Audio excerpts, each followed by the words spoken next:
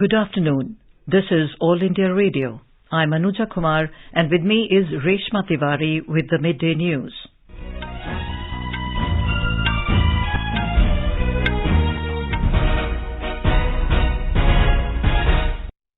The headlines.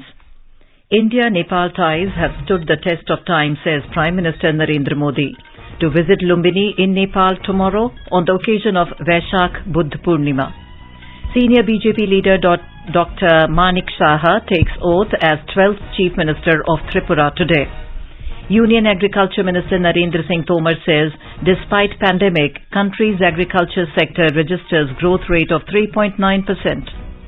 Rajiv Kumar assumes charge as 25th Chief Election Commissioner of India at New Delhi.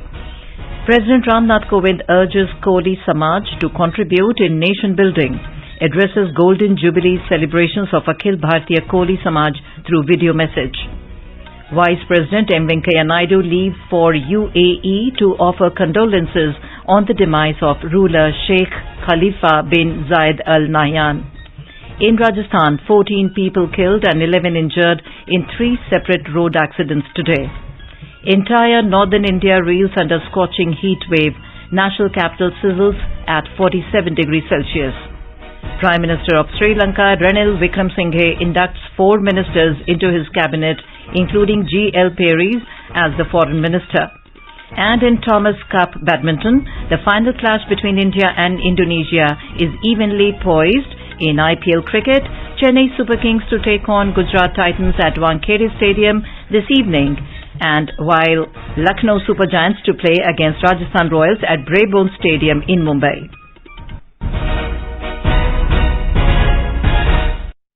And now the news in detail. Prime Minister Narendra Modi will visit Lumbini in Nepal tomorrow at the invitation of his Nepalese counterpart Sher Bahadur Deuba. In his departure statement, Mr. Modi said he is looking forward to offer prayers at the Maya Devi temple on the auspicious occasion of Buddha Jayanti. The Prime Minister said he is honoured to follow in the footsteps of millions of Indians to pay reverence at the sacred site of Lord Buddha's birth. Mr. Modi said he also looks forward to meet Prime Minister Deuba again after the productive discussions during his visit to India last month. He said we will continue to build on our shared understanding to expand cooperation in multiple areas, including in hydropower, development and connectivity. The Prime Minister said apart from visiting the holy Maya Devi temple, he will be participating in Shilanyas ceremony of the India International Centre for Buddhist Culture and Heritage in the Lumbini monastic zone. He will also attend celebrations to mark the occasion of Buddha Jayanti organized by the government of Nepal. Mr. Modi said India's ties with Nepal are unparalleled. He said the civilizational and people-to-people contacts between India and Nepal form the enduring edifice of our close relationship. The Prime Minister said his visit is intended to celebrate the further deepen these time-honoured linkages that have been fostered through centuries and recorded in our long history of intermingling. Prime Minister Narendra Modi will be on an official visit to Lumbini in Nepal tomorrow on the occasion of Vaishakh Purnima.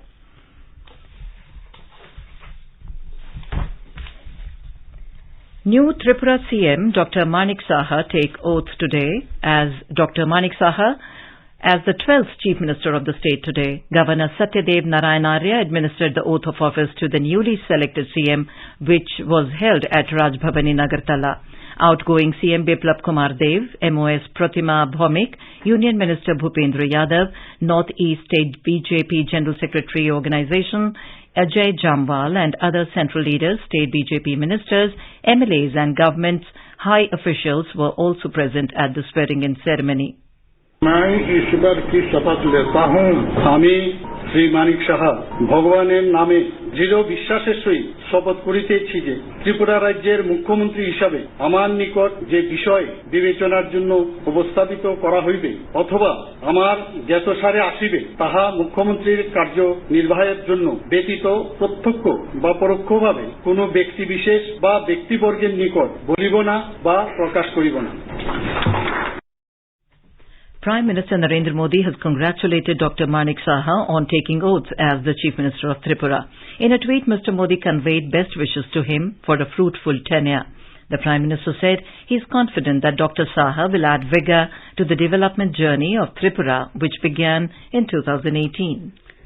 Union Agriculture Minister Narendra Singh Tomar has said that despite the pandemic, the country's agriculture sector has registered a growth rate of 3.9% as of now. He said this has been possible because of the agriculture-friendly policies of the Government of India and the hard labour of the farming community. Addressing an agri-conclave organised by a private TV news channel in capital Bhubaneswar today, the Union Agriculture Minister said the country's agriculture export too has touched 4 lakh crore mark, which is a significant achievement. A report from our correspondent.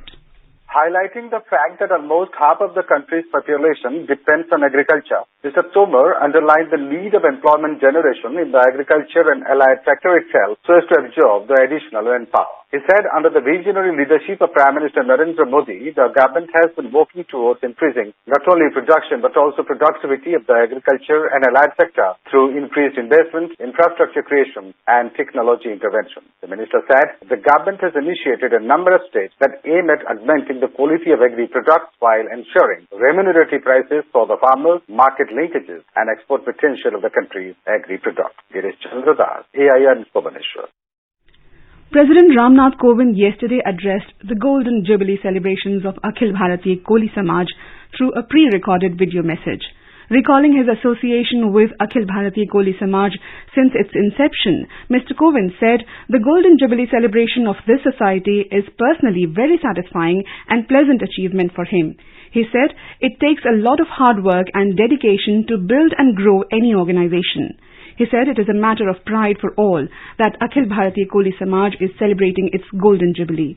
The President said visionary people of our previous generations took steps to give direction to the society and subsequent generations went further.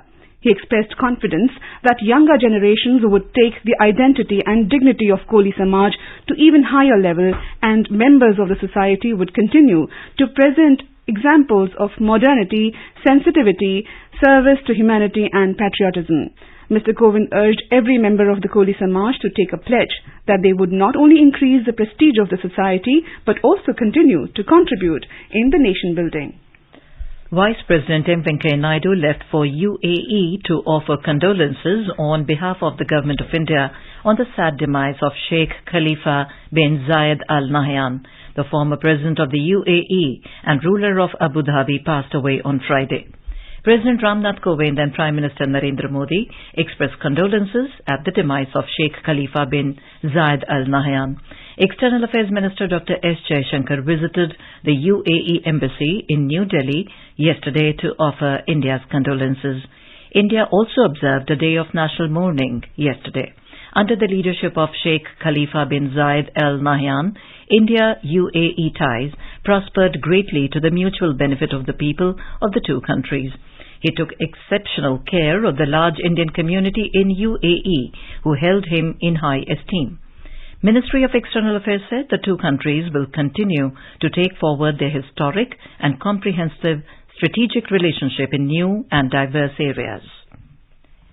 Sheikh Mohammed bin Zayed Al-Nahyan has been elected as the President of the United Arab Emirates a day after the death of former leader Sheikh Khalifa. Sheikh Mohammed was elected by the Federal Supreme Council, becoming the ruler of the oil-rich country founded by his father in 1971.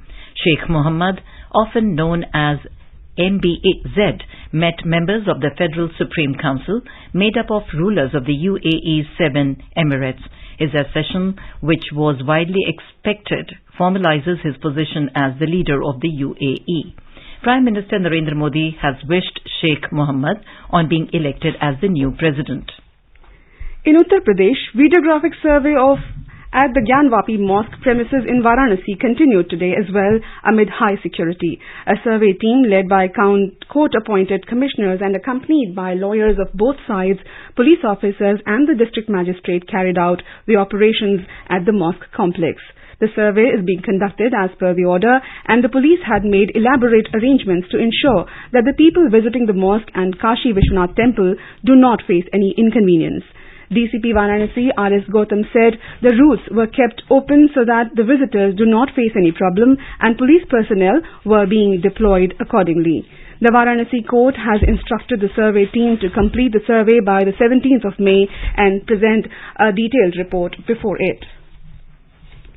The smart card usage among Delhi Metro commuters for their daily travel has witnessed a significant surge this year so far. Since January this year, around 78% of the metro commuters are using the smart cards for metro travel on regular basis, which used to be around 70% in the pre-COVID days. Delhi Metro Rail Corporation DMRC said 2020 also recorded 100% usage of smart cards for 3 to 4 months when the metro services were resumed after 169 days complete shutdown in September 2020, and sale of tokens were strictly not allowed as a precautionary measure. In 2002, Delhi Metro became the first metro rail in the world to introduce contactless smart tokens and contactless smart cards in place of paper tickets to travel in the metro. The MRC said currently about 2.5 crore metro smart cards are in circulation. The MRC said it intends to increase this figure substantially to a level similar to that of the other metro systems like Singapore and Hong Kong, where almost 100% of metro users are relying on smart cards for their smooth and comfortable daily journey. In Rajasthan, 14 people were killed and 11 injured in 3 separate road accidents today. In Sirohi district, 6 people were killed and 5 were injured near Uttaman of Paldi police station area. A trailer which was going from Shivganj towards Sirohi lost control and crossed the driver near Uttaman and rammed into 2 cars and a truck. In Rajasamand district, again a bus lost control and collided with a trailer while overtaking near Mansingji Kaguda on National Highway number 8.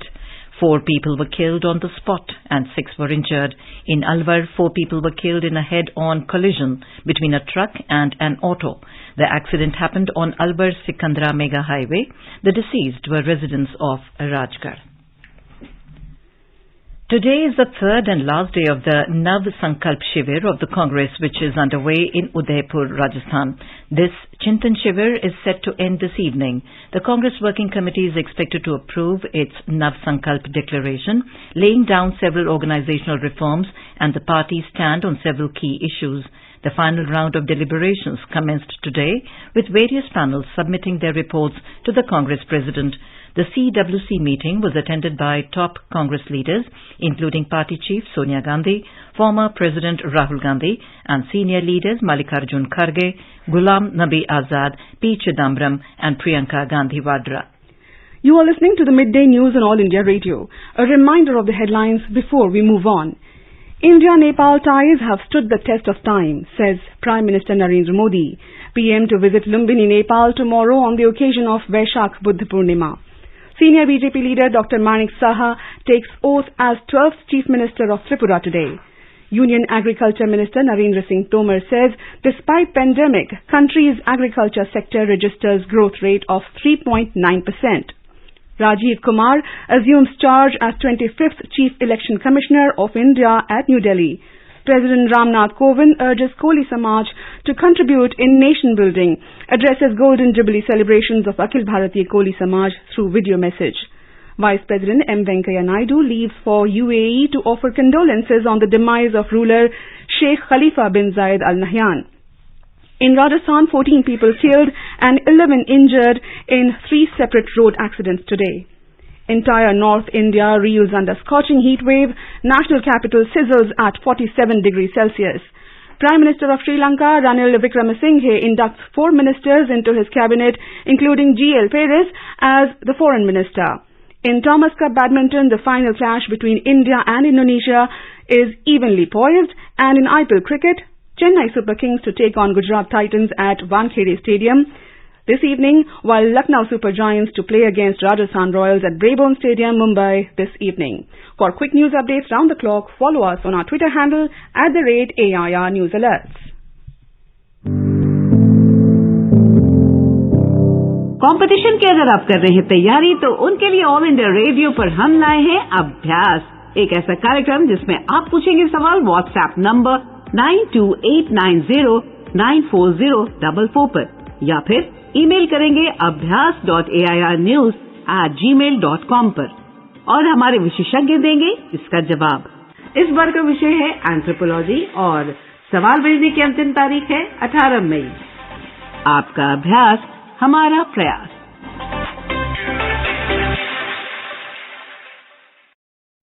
Welcome back to the Midday News on All India Radio. Rajiv Kumar today assumed charge as the 25th Chief Election Commissioner of India at Nirvachan Sadan, New Delhi. Mr. Kumar took charge from Sushil Chandra, who demitted office yesterday. After assuming charge as the CEC, Mr. Rajiv Kumar said the Commission will follow the time-tested and democratic methods of consultations and consensus building in bringing about any major reforms responsible under the Constitution. He said ECI will not shy away from tough decisions.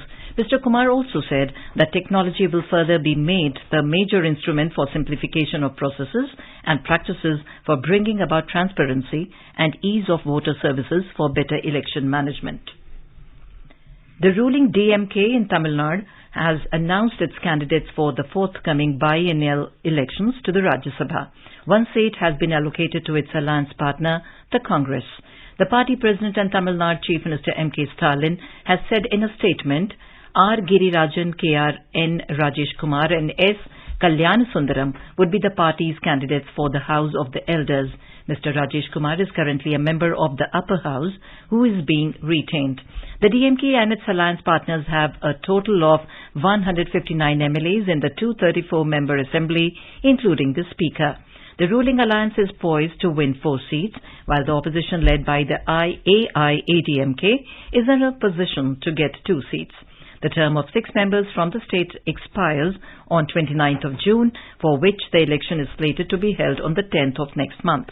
Those who retire from the upper house from the state include R.S. Bharati, T.K.S. Ilangovan and K.R.N. Rajesh Kumar of the DMK and S.R. Balasubramaniam, Navaneet Krishnan and A. Vijay Kumar of the AIADMK.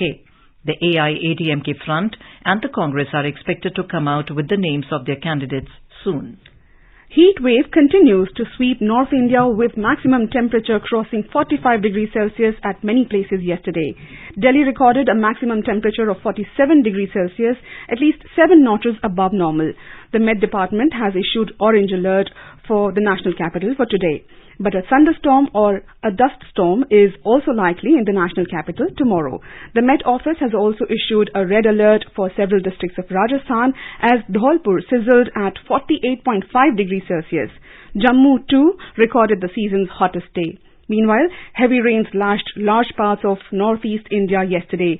Talking to All India Radio, DG IMD Dr. Mrityunjay Mahapatra has warned of heavy rainfall till the 18th of May in Arunachal Pradesh, Assam, Meghalaya, Nagaland, Manipur, Mizoram and Tripura. ये जो temperature ऐसे जारी रहेगा अगले 2 दिन के लिए, इसके साथ साथ जो विदर्भ एरिया है महाराष्ट्र के, वहाँ हीट वेव कंडीशंस रहेगा और राजस्थान, मध्य प्रदेश, वेस्ट यूपी और हरियाणा में सीवियर हीट वेव कंडीशंस रहने का उम्मीद है। इसलिए हम लोग ऑरेंज और रेड कलर वार्निंग जारी किए हैं। 15 नाइट से एक western disturbance north east India को प्रभावित करने का पूर्वानुमान है और इसके प्रभाव में जो वेस्टर्न हिमालयन रीजन है वहाँ बारिश या थंडरस्टॉर्म होने का चेतावनी भी दिया गया है और इसके प्रभाव में ये टेम्परेचर जो अभी मोर देन नॉर्मल है लगभग 5 से 7 डिग्री सेल्सियस उसमें गिरावट होगा। The Met Department has also warned of heavy rain in Kerala's Ernakulam and Idukki districts. It also issued an orange alert for southern districts of Kerala till tomorrow. Over 191 crore 32 lakh doses of COVID vaccines have been administered in the country under the nationwide vaccination drive so far. More than 15,58,000 COVID vaccine doses were administered to the eligible beneficiaries yesterday. Meanwhile, the country has reported over 2,400 new cases during the last 24 hours. Currently, India's active caseload stands at over 17,000. In the last 24 hours, 2,878 COVID patients recovered, and the national recovery rate now stands at 98.74%. More than 4 crore 25 lakh patients have recovered from COVID-19 in the country so far. And now, let's listen to our special program, Azadi Ka Safar, highlighting the importance of the day during the freedom struggle. आजादी का Amrit Mahotsav.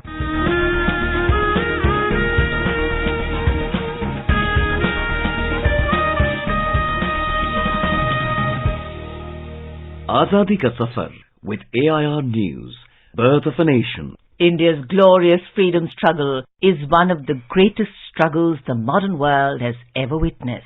AIR News brings you a glimpse of this struggle every day. During the First War of Independence, on the 15th of May 1857, Supreme Command of the Army was given to Mirza Mughal. Mirza Mughal was son of Bahadur Shah Zafar. He took a leading part in the First War of Independence of 1857. On the 15th of May 1857, a darbar was held in Red Fort, and new officers of the Hindustani Army were appointed by the Emperor. The Supreme Command of this army was given to Mirza Mughal. He was titled as Commander-in-Chief Bahadur, and his honorific title was Sahib-e-Alam. In his capacity as Commander-in-Chief, Mirza Mughal worked as a liaison officer between the civil and military departments and formed a link with warriors on the one hand and the merchants and local chiefs on the other. He continued to play an important role in military administration. After the reoccupation of Delhi by the British, Mirza Mughal was captured on the 22nd of September 1857. The British took him near Khuni Darwaza and asked him to take off his clothes. He was shot dead and his body was driven to the Kotwali and laid down outside the building before he was buried. We salute this great nationalist.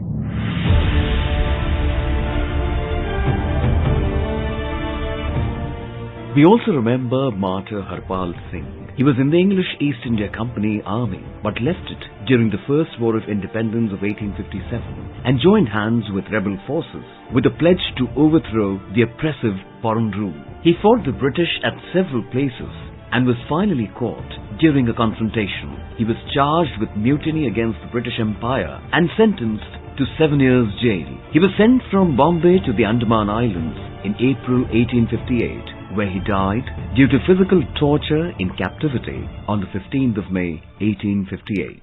We salute the great national.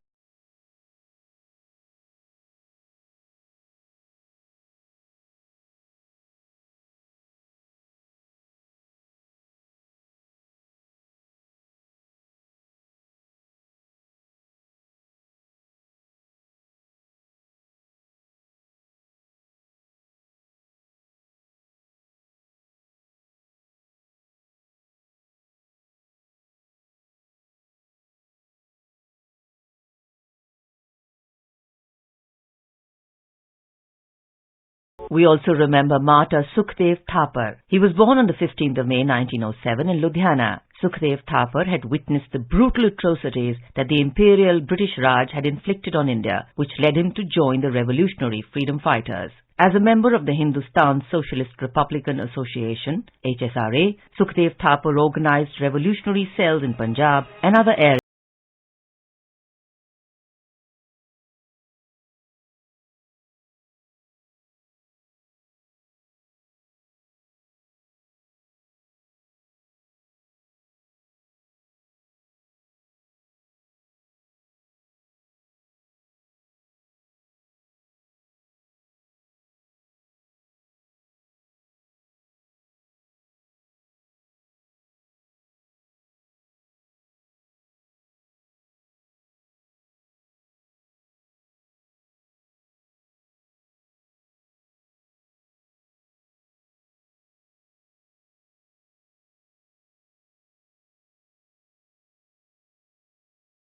greatly inspiring them about India's glorious past. He, along with other renowned revolutionaries, started the Naujawan Bharat Sabha at Lahore. He is remembered for his courageous attack in the Lahore conspiracy case. Bhagat Singh, Sukhdev and Shivaram Rajguru, some of the most revered figures of the Indian freedom struggle, were hanged on the 23rd of March 1931 at Hussainiwala village of Firozpur district of Punjab. Sukhdev was just 24 years old when he became a martyr for his country. AIR News salutes the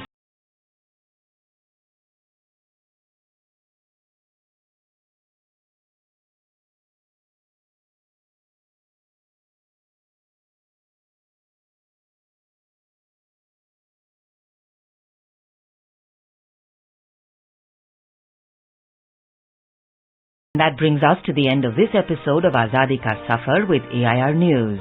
See you in the next episode tomorrow.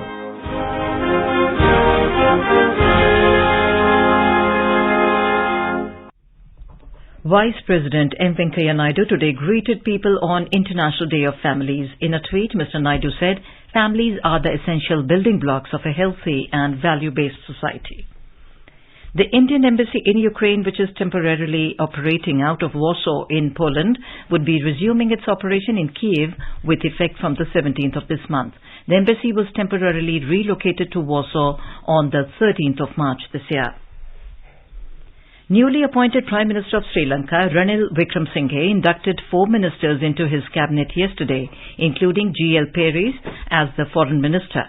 The country's new Prime Minister sought to complete the government formation to focus on efforts to rebuild the economy. Dinesh Gunawardena has been sworn in as the Minister of Public Administration, Peris as the Foreign Minister, Prasanna Ranatunga as the Minister of Urban Development and Housing, and Kanchan Viyasekara as the Minister of Power and Energy.